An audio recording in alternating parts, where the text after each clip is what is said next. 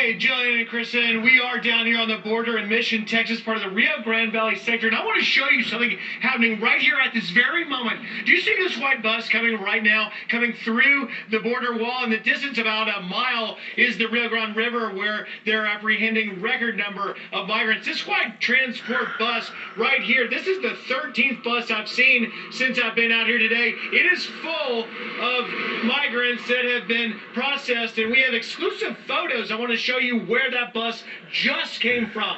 Now, these photos from a source here show that the processing center, a temporary processing center, has been set up outdoors. You can see in the photo the white buses. You can see migrants all over the place. They have had to set up a point of contact site to process the migrants because the unbelievable number that we are seeing. Now, if you go up in the sky now, we can show you in the drone this area right now. You can see portions of the wall trying to keep the migrants in, but along this road that the bus just came is exactly ground zero for President Biden's border crisis. Now, Congressman Henry Cuellar came down to bipartisan Codell with John Cornyn yesterday, and they saw the border over in Laredo. But on Monday, we're going to have another one led by House Minority Leader Kevin McCarthy and about a dozen lawmakers. One of those lawmakers is Representative Carlos Jimenez. Here's what he said a little earlier on Fox and Friends. Listen. And it's just going to get worse. And it doesn't matter that the Biden administration says, don't come now. Well, when are we going to come? I mean, they should say, don't come ever. Don't break the law. They should have never reinstituted catch and release. They should have never broken the agreements that they have with Mexico and other Central American countries that were keeping this, situation manageable. And Jillian and Kristen, we've learned some numbers here locally in this sector, RGV sector. In the last 24 hours, they saw 1,940 apprehensions, bringing the fiscal year 21 total to 121,872, 177% increase from fiscal year 2020. Now, when we were over in Laredo yesterday, we did speak to another Border Patrol agent. His name is Hector Garza. Here is what he had to say about all this.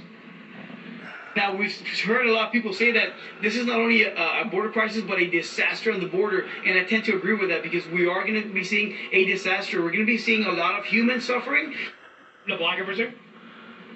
And we're just now showing you, we saw one bus coming out since we've been here, another bus, I'm standing in the way, another bus going in for yet another pickup. I'll tell you, Kristen and Jillian, I've been down here a lot over the years. I was here in 2019. I followed the caravans through Honduras, Guatemala, and all the way through the entire country of Mexico. And then the agents, when they tell me they've never seen anything like this, that's for sure. And another thing that they always like to point out is that don't forget who's in charge of this, and that is the cartels. Nothing crosses that border without the cartel knowing it. Kristen, Jillian?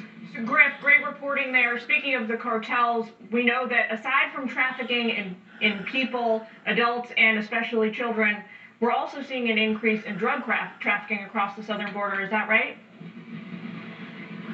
That's exactly right, because the cartels are in control, because the such large number of people are coming across, particularly the family units, the unaccompanied children. That gives a space for the cartels to move it. CBP putting out a tweet, I think we've got it for you, we can show you. In the first 5 months of fiscal year 21, they have apprehended 43,300 pounds of cocaine. I saw another tweet that in the last 4 days, they've got some 1,300 pounds of meth. It's just unbelievable. These guys are overwhelmed, and they're looking for Washington to get past the politics to do something to help them get it back under control, whether it's the narcotics or the human smuggling.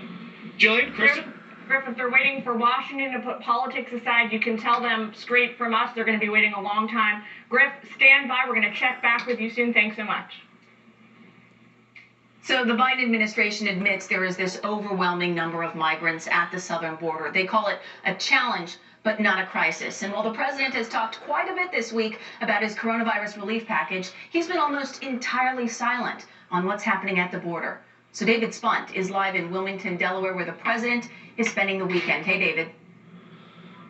Hey, Kristen, good afternoon. And President Biden will head out on the road to talk about that COVID relief package over the next few days. In fact, those $1,400 direct payments going to many people's bank accounts over the next 24